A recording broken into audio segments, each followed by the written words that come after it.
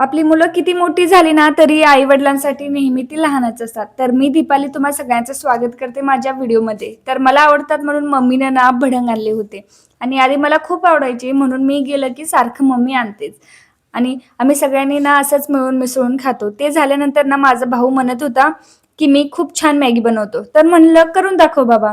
चहा आणि मॅगी तेवढं जमतं त्याला. खरंच खूप छान बनलेलं मॅगी. हेल्दी नाही पण कधी तर खाल्ल्याने ना तेवढं काही फरक पडत नाही. आणि तुम्ही म्हणाल पोरगीला द्यायचं सोडून स्वतःच खाता ये, तर तिला ना फोन हवा होता म्हणून तशी बसली. मग हातपाय तेन धुवून दिवा तेन लावला आणि लागलो संध्याकाळच्या तयारीला. भाजीला ना मेथीची आणि पोकळ्याची भाजी करायची होती, तर तेच तोडत होतो मी आणि पप्पा.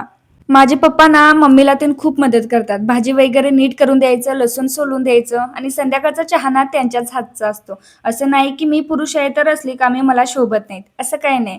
पप्पा ना आधीपासूनच असे कामं करतात आणि इकडे ना मामा भाजीचं मस्ती चालू होती.